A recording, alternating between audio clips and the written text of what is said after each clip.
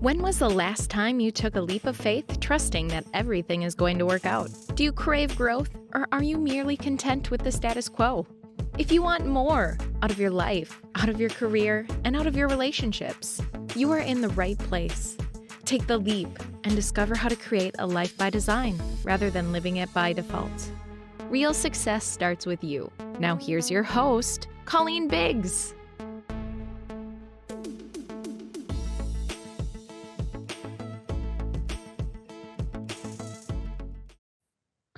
Hello, everyone, and welcome back to another episode of Take the Leap. I am your host, Colleen Biggs. And we have a really fun show today because, I don't know, there's my guest, Erin Marcus, and I were talking a little bit before the show, and I just had a client that had emailed me yesterday and said, I really didn't do much today. Besides the few things that I did, I was so proud of the choices I had made. And I think it's still in our brain, like that we have to hustle, work hard. And if we don't, it's like we chilled out and we're not doing anything. And I think the thing that we're missing is that there are things that we can do that allow us the time to not have to hustle, that are smart things in business that really move the needle, but they don't take 12 hours to do. And so many people we find out there are doing what we call Insta-tactics. I kind of love that subject for today because there's no such thing as a single funnel that will earn you an entire year's sales goal with just one email. So you're like, but wait a minute, Colleen, you just said not to hustle. So we're going to talk about the balance between those two things today and the strategies that you can embrace. I think there's some strategies that you can embrace and align your unique strengths and objectives on how you do things. People think that I work so many hours a week. I'm on 2 nonprofit boards. I'm on the board here in my community. And my husband and I own 4 other businesses. And people are always like, oh my gosh, when do you ever sleep? And I'm like, I sleep great. And I actually don't even work 40 hours a week. So, we're still able to do everything we do. So you don't have to hustle. And that's what we're going to be talking about today on today's show. But before I get to Erin, I do want to thank the sponsor of today's show, Beyond Basil Mobile Pizzeria. We're passionate about bringing your authentic flavors of Italy right to your event, especially your weddings. Our mobile pizzeria is a culinary adventure on wheels where we craft artisanal pizzas using the finest ingredients and traditional Neapolitan techniques. Whether you're craving a classic margarita or looking to explore one of our unique flavor combinations, our skilled pizziolas are here to create mouthwatering pizzas that will tantalize your taste buds. With our commitment to quality and exceptional service, we aim to provide an unforgettable dining experience for every single one of your guests. So explore our menu, book out your next event, or follow us on Instagram at Beyond Basil Pizza, and get ready to embark on a pizza journey like no other with Beyond Basil Mobile Pizzeria.com. Thank you, Beyond Basil, for being today's sponsor of show number 170. All right, let's get into Erin because she is the founder and CEO of Conquer Yo Business. It's but I just said yo business. She helps entrepreneurs and small business owners get the financial and emotional freedom. I think emotions is a strong word we need to talk about today. Emotional freedom that they need to build a business and life they're proud of by learning how to be in charge, take action, and get results. She's been mentoring, training, teaching, and coaching for more than 20 years, and she loves helping people take action they didn't think possible, do the things they didn't think they could do, and succeed beyond what they dared to dream. Hello, Erin. Welcome to today's show. Thank you. I'm now hungry, and I sound so fancy when you talk like that about me. We can make you look fancy, and we can make pizza look fancy. Hey, I'm from Chicago, so your definition of pizza and mine are probably different, but very different. Right? But here's the thing: 2 different types of pizzas, 2 completely different meals. I can have it for lunch and one for dinner, and feel like it's complete. That's how I got through college, by the way. Yeah. Totally. Mine was more like ramen noodles, Well, yeah, there was that. So Insta-tactics. Yes. They don't work. Like I literally can remember so many times where people are like, well, I tried that and it didn't work. I'm like, so you did one thing and then it didn't work and you think that was it. Like, so let's talk about that, because I don't think there's one single way, for an individual to sell a product or sell a service. And do you think that people do Insta-tactics because they're really just kind of, you know, poking at all these different things to try and figure out what works? And Yeah. and this hustle thing, we've got to talk about Right. that too. It all goes together. It all goes together. So here's the thing. First of all, I don't think the tactics are bad or wrong. Like, Mhm. let's just put this out there. I don't think any of the tactics that we see out there available to business owners are wrong or bad. It's just that they might not be right for your business, your stage of business, your strengths, your goals. So we're not making them bad. And the other thing is the people who buy those courses, those products, those I call it a one size fits all, soon to be obsolete tactic, right? Yeah. Those people aren't bad or wrong either. The way I describe it is they are in a position either due to lack of knowledge, fair, right? Lack of knowledge, lack of experience, or buying into somebody else's story that makes them, I use the word susceptible. It Mhm. makes the buyer in this case susceptible to the seller's marketing efforts. And it Mm. doesn't make those people wrong for marketing their product. We just need to Absolutely. be, and most people get there. It's just unfortunate how much time and money is wasted in the process. You need to be an educated buyer. And as a small business owner, watching everybody's highlight reels online, we think because it looks this way, that there's the just send this one email that leads to this webinar and you'll make $1 million. And what they don't say in their marketing is, well, yeah, but they sent $1 million emails first that made $0. Mm-hmm. They don't talk about the testing and the vetting and right. They don't talk about that in the marketing. Why would they? That's not what marketing is about. Mm-hmm. And so to me, it's a little bit of a heartbreaking situation because it frustrates wonderfully talented people who just don't know better or just want the dream so bad, right? Mm-hmm. They want it so bad. And the worst, more heartbreaking part of it is when you do purchase something like that and it ends up being the wrong fit, and like you said, it didn't work, you end up worse than where you were when you started. Because Mm-hmm. now you feel bad about yourself. How come everyone else, right? We start to think, well, how come it worked for everyone else, but it didn't work for us? Mm-hmm. But it didn't work for everybody else.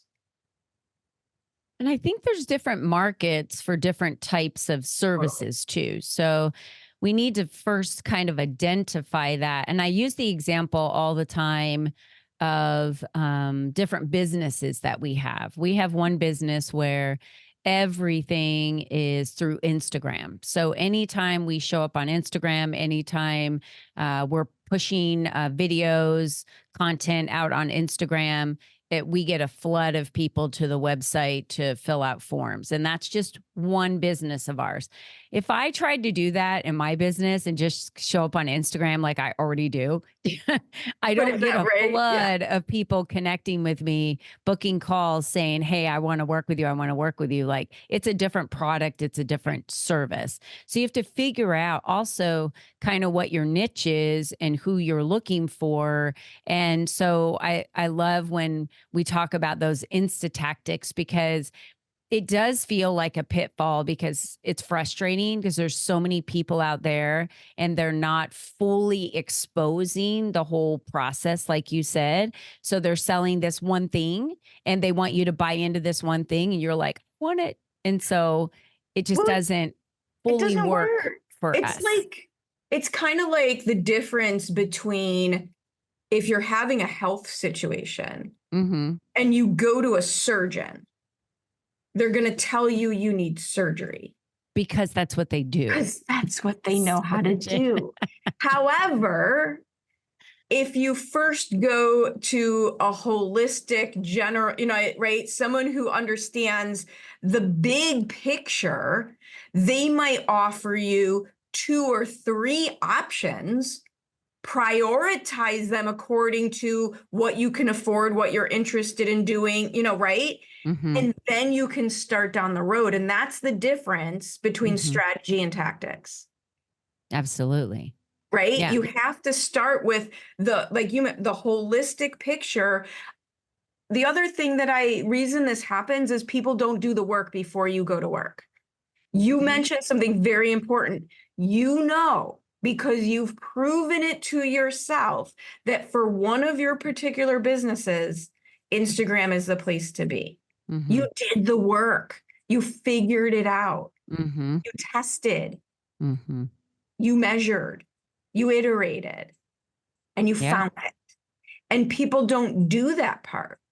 It's part of, we used to call it our microwave society, but now I call it my Amazon society, because how ridiculous is it that I'm mad I have to wait 2 days for something to be delivered to my door and it's not on the same day delivery list? Like, this is what, like, really? I mean, I'm already paying half what I have to pay and I don't have to go to the store and I'm annoyed, right? But this is where we are. Streaming, everything in our world is so instantaneous that we have an abject meltdown when something doesn't work instantaneously. So one of the strategies I heard you say was to test things out. So what are some strategies that you would say have worked that's not an Insta-tactic that you say tend to work for everyone? For instance, I would say if you want to get out there and meet people and get to know people and kind of get your name out, tell everybody about you and who you are, you probably need to network. That's one of the main things you need to do. The main thing. I agree. And I find that this is what I say to so many people. When you start a business, you have more time than money. Right. You have more time to network and meet people than you do clients. You don't have any clients. So when you start a business, you need to be out there telling everybody about you, meeting. Like, your whole schedule should just be filled up with meeting people and going to networking. And that is exactly how I have helped business owners build their businesses for 20 years and build my own businesses. That was one of the ways in one of our businesses we just got out on Instagram, was the way that we told everyone about us, because we knew our customers were on there. Right. Our customers were on Instagram. That's where they're looking for this service. Right. And so here's why networking is where you start. And you can do it however you want. There's like 1,700 different ways to network, right? But first of all, the reason the Insta-tactics don't work is because, remember, I said your business isn't ready for them. And the way your business gets ready for them is by talking to other human beings about your business. This allows you to craft your message. Do people's eyes glaze over when you talk about your business, or do they ask you more questions? This is important information. You get to vet your offer in a very safe space. Do not practice on your prospects. There's some amazing networking places that'll give you a very safe place, soft place to land. People are there to help each other. I get that I'm a big old extrovert with a lot of energy and a big mouth, but I'm also only 5 feet tall. So it's easy for me to walk into a room. But if you're not, you don't have to do it that way. You can do Zoom networking, virtual networking. Everyone's the same size box. We're all the same size box. Pick 2 people to follow up with. Right. And how are people responding to you? How are they responding to your message? How are they learn from them? How are they talking about their business? When I first started my first business, much like you, I went to 10 networking events a month. And my goal was to follow up with 3 people per event. And that's how I got the franchise that I own to the top 10 out of 200 offices in 18 months. And here's the thing, I go back to it. When I'm launching a new thing, even within I did it this morning. I'm getting ready to work on a new thing. I went back to people. I'm not putting in the money and the hours and the resources before I even know if anybody wants this. Yeah. I went back to the people. And I think another reason people are susceptible or fall victim to some tactics that don't work for them is they're literally trying to avoid talking to other human beings and asking them for money. Mm-hmm. Yeah, maybe we need to talk about that. That's a hard subject that a lot of people don't want to talk about. Money is a subject everyone should be talking about because it's the number one thing on everyone's mind all the time. Either you have enough of it or you don't have enough of it. And if you don't have enough of it, you're constantly looking for more. And if you have enough of it, you're making sure that you still have enough of it and you can hold on to it and that it doesn't ever run out. So no matter what, money is a thing. It is because we need shelter and we need food. I will tell you right now, if you didn't need money for those things, you would not wake up and probably go to work every day to earn an income. That you just wouldn't because you wouldn't need it. It's hierarchy of needs. It's right. It's absolutely like 101, right? Yeah. If you don't have food and shelter, right, we can't get to self-actualization until we know we're safe. Yep. And I'm going to so age myself with this, and I don't even know. We're all old. It doesn't matter. I don't know if your audience. I actually feel very, very young. I'm actually really, really healthy. Someone thought I was 38 years old yesterday. Wow. I know. Impressive. I was very excited. Yeah. Dude, that's like 18 years off. Yeah. I love it when I'm with my grandkids and they say like, oh yeah, well go grab mom or whatever. And I'm like, oh no, I'm not the mom. I'm the first one to be like, oh no, I'm not the mom. I'm the grandma. And they're like, what? What? But so there was this movie. Like, no way. There was this movie. It was Andrew McCarthy, and I'm going blank on the other. It was one of the. It was a update. It was an 80s update on the Mrs. Robinson. Got it. Theme, right? Young, older woman, young student, and she's rich, and he's a college student, poor, and they're on the roof of a building, and he had like $100 bill in his hand, and she took the $100 bill out of his hand and she threw it off the roof. And she said, "It's only money." And Andrew McCarthy goes, "Yeah, but it was my only money." Right? And the two things that will mess us up in this whole process, it'll have you buying the wrong tactics. It will have you scared to go to the networking event. It will mess up your sales conversations. There's two things. One is insecurity and one is desperation. Mm-hmm. And if you're nervous about what you're doing, it's going to come out. Yep. That's fine. We've all been there. Just keep doing it. You'll get past that. Just need a few wins. But if you're desperate for the sale or to figure it out or whatever it is, it just messes up your decision making.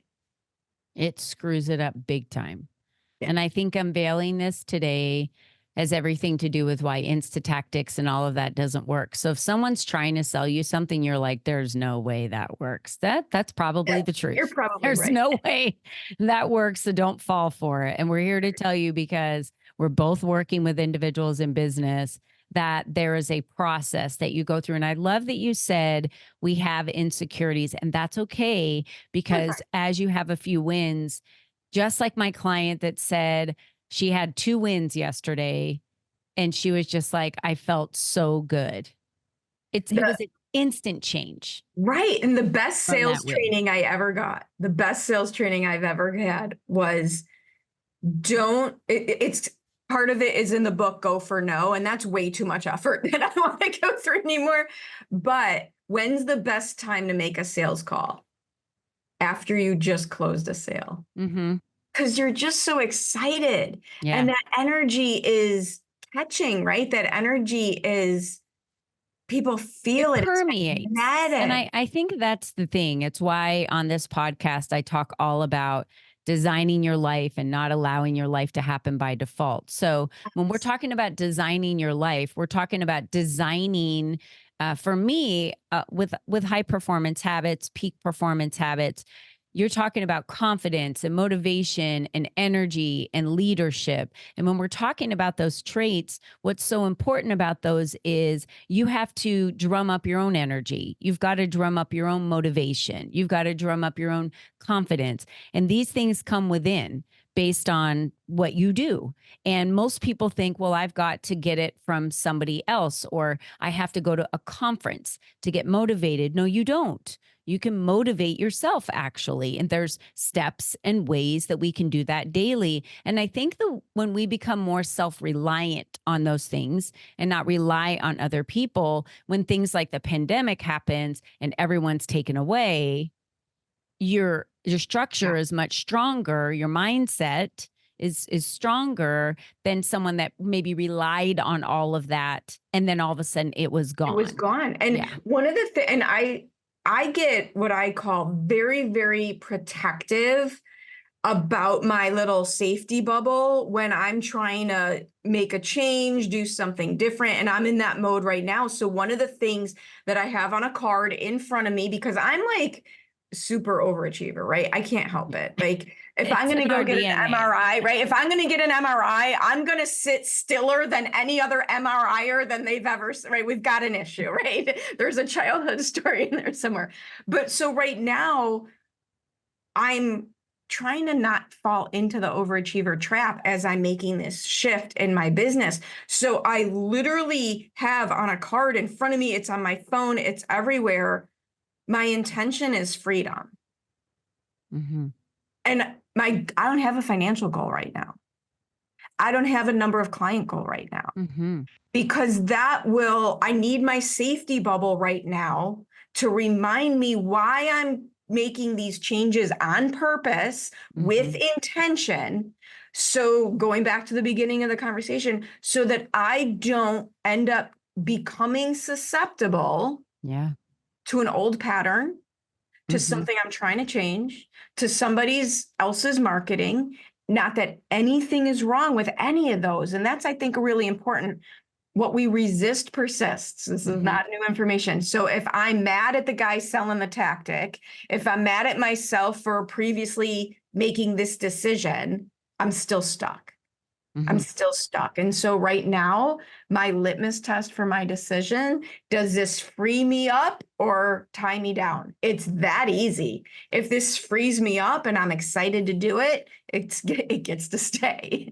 And if this feels heavy and I don't like it, or it feels like work in any way, shape, or form right now.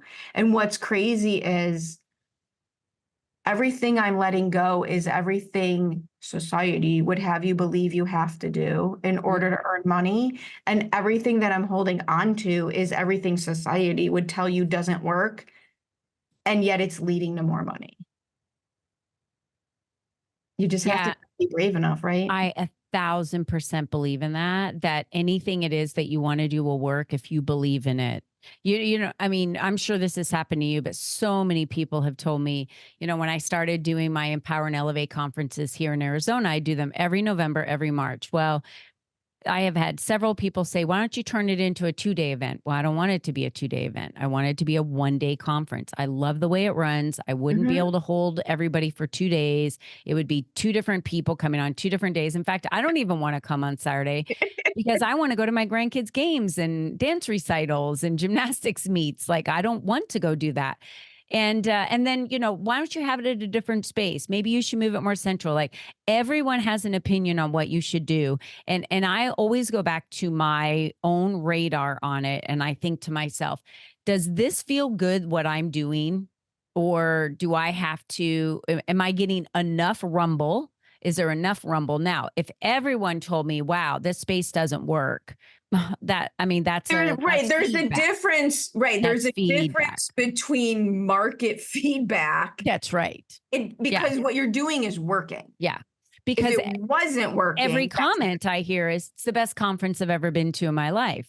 I'm not going to lie. This is the best networking event I've been to. I'm not going to lie. And it's like, I am so happy that you enjoy that. And I ask for feedback, but most of the time when people, you know, when you ask for feedback, their feedback is, Like you should do this or you should do that. And it's always the same people. And it's It like, is, hey, I appreciate that, but I'm measuring it back to why I started these in the first place, what I wanted the outcome to be. And everything I have lined up allows that to be true and it to happen. And they don't know the behind the scenes of what I'm measuring everything to. So I'm like, if it's not broke, don't fix it. It's working well. Women are loving it. I'm not going to change it. It works perfectly. And so what you're describing is learning self-trust. Yeah.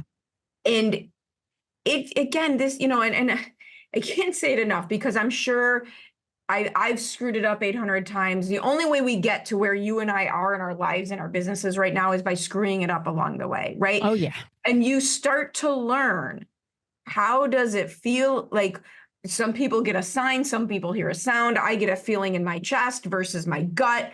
What's a good decision? What's not a good decision? Trust yourself. And the first time I had an in-person event, there was a tech problem that lasted like 3 seconds, which is amazing because I suck at the tech. So how it didn't last an hour is beyond me. And the feedback somebody gave me was, I said, oh my God, the tech's not working for a minute. Give me 1 second. And we fixed it. The feedback I got was, you should never admit that there's a problem. And I was like, I'm human. Really? There's never not a problem. Where do you get to live, right? Like, how do you get to live that way? Because I never don't have a problem of some sort. I make jokes out of it. Every time I have a technology problem, I always say, and probably tomorrow someone's going to tell me Mercury's in retrograde. So I say I have my own personal Mercury in retrograde. It's just been 50 years in the making. That just happened not too long ago. I did a podcast interview on Sunday and something happened and all I could see was like logos on the screen and I couldn't hear her. And I was the one speaking because she had me on the screen and then it went to logos and I was like, oh, okay, well, maybe she's doing something or I didn't know, And then I'm texting her like, I can't see or hear you. She's like, try and go out and come back in. I came back in and she was there and we just kind of laughed about it. I was like, well, maybe Mercury's in retrograde. This is how I know when I interview people, when I ask them on my show, like, let's share some things we've done wrong and shorten people's learning curves. The people who have been around the block are the ones who laugh and go, we don't have enough time for that. Way. Right? The newbies get nervous. The newer people are still nervous about admitting there's a mistake. We've all been there. But the people I can tell have been through it and are way on the other side. They laugh and like, well, we need 3 more shows for that. Failure is, I've fallen forward in every failure and they become building blocks for my learning to do better, know better, change things up. There's so many programs I've started that I don't do anymore. I've even had programs that I've started over a year ago that kind of did okay, but then all of a sudden, I've not sold more things than most people have gone to market with. Yeah. Think about that. I believe that. Think about, right? I have gone to market with more things that didn't sell than I've been in this business for 5 years. I have gone to market with more things that didn't sell than most of the people I know have been in business for 10 years have even tried. Which is why I am where I am and they are where they are. Yeah. I'm the same way. I'm not afraid. And I think the message that we're really trying to send today is do the work, but you've got to do the right work. Yeah. You've got to do the right work. There's no shortcuts. I think that's what it comes down to. And I wish this world today, everyone's looking for a shortcut, Erin, because they're like, I want to become an influencer overnight on TikTok and then have all these products endorse me and, send me $1 million and put me on all these ads. And here's the thing, like, if you look at the real gurus out there versus the pretenders, the people with actual, let's call it money. We're in the United States. That's how we, gauge success. Okay, fine. You're after money. That's great. There's nothing wrong with money. Gary Vee, Tony Robbins, Amy Porterfield. Like, if you look at people, Grant Cardone, God help me, but Mel Robbins, but okay, another one. Mel Robbins, yes. If you listen to any of them, the people who have actually achieved the thing, they will never lie about how hard they worked. Mm-hmm. None of them say, this happened for me in an instant. None of them say that. Yeah, you're a overnight success, 10 years in the making. None of them say that. They are so transparent about the journey. And yet,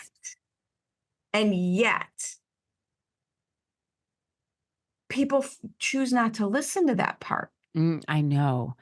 And the huge losses. I just remember even in the last book I was reading of Mel Robbins, I think it was her High Five book. She talked about her $250,000 investment. And then that was gone like overnight and she'd already spent the money and now she had to like give the money back. And then it was this whole, Gary V. Yeah. Oh, right. Gary V. I saw one of his videos, pulled out of YouTube and went all in on a platform that's now completely defunct because they offered him ownership shares of it. He was the number one, like in the year YouTube came out, he was all in. He was doing amazing. He looks like a total dork in his video, which is awesome, which is amazing to see that piece of him.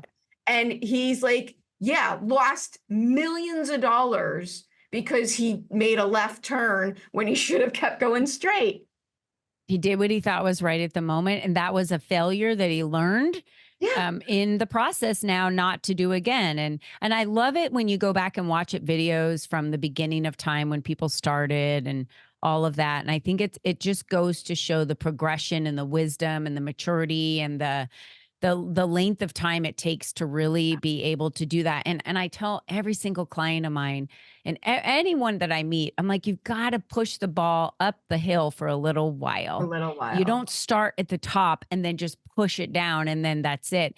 And they just want to give up. Well, I don't understand why it's not happening. They just want to give up so easily or be swayed by what other people say. And I can't tell you how many millions of times people have said, well, why do you only work with women? Do you know you're cutting off 50% of your population of clients if you don't? And I was like, yeah, I don't really care. Where I want to play. It's who I work with. It's where I play. And I mean, if I had to tell people, it's the resilience. It's there are no shortcuts. It's test everything for cheap before you invest any money behind it.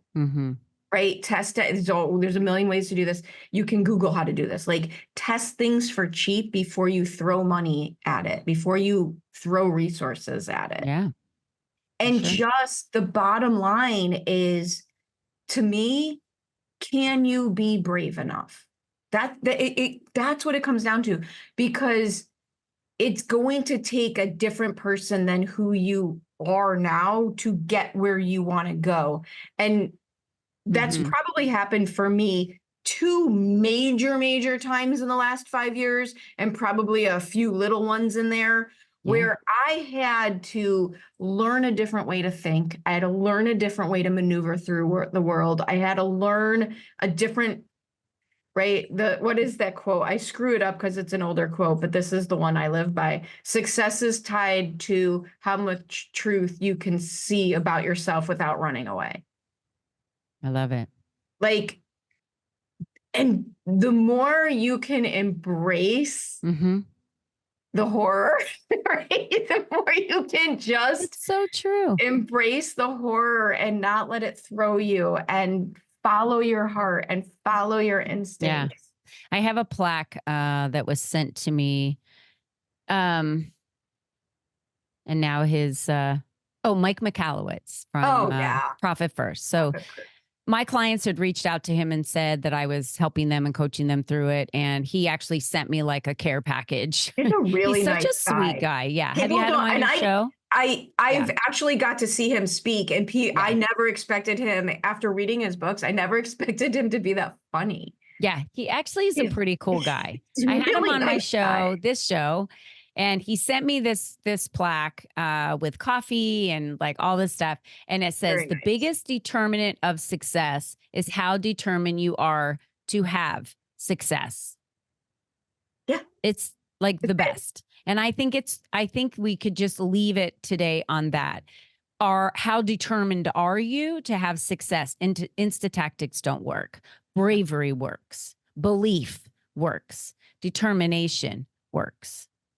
100%. They work. And stop looking for shortcuts and just go meet more people. Yeah.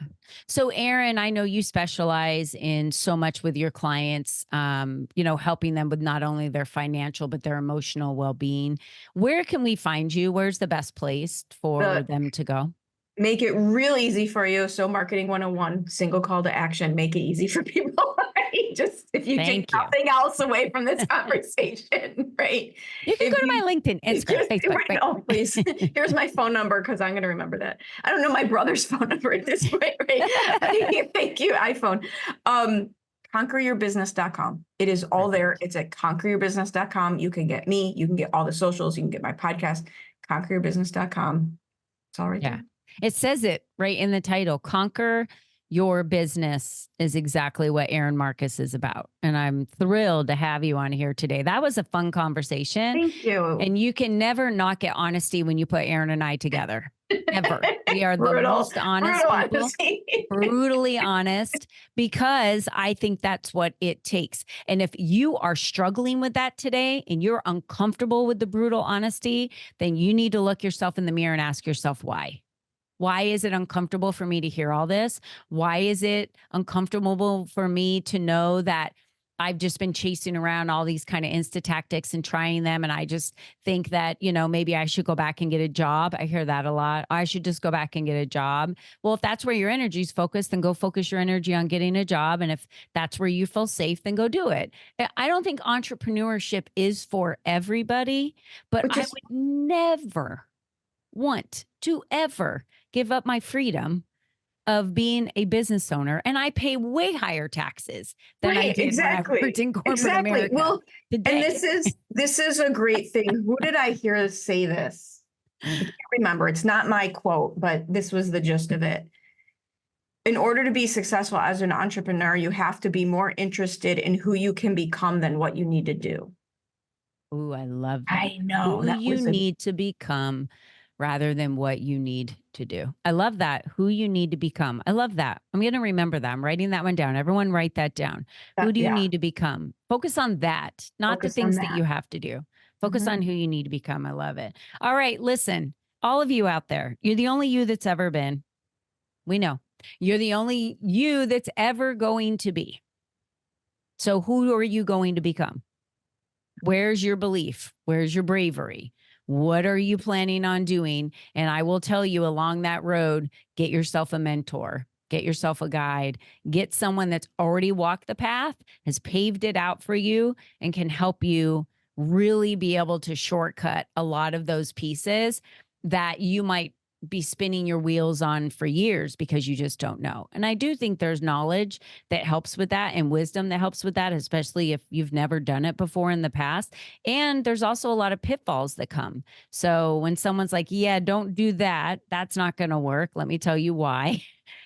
Maybe you need to listen to someone who has a little bit of wisdom. So Erin, you were amazing. Thank you for being on today's show. You're a rock star as always. And to all of you out there, thank you again for making us the top podcast.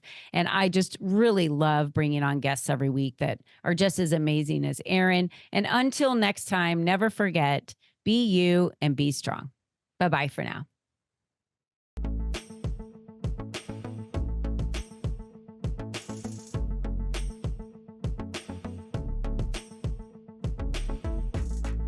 Thank you for joining us on this journey of self-discovery, where you learned the tools to create a life by design. Remember, you are the only you there is, and you are the only you that will ever be. Be you and be strong, because you are brilliant, and the world needs you at your best. We cannot wait for you to join us again next time.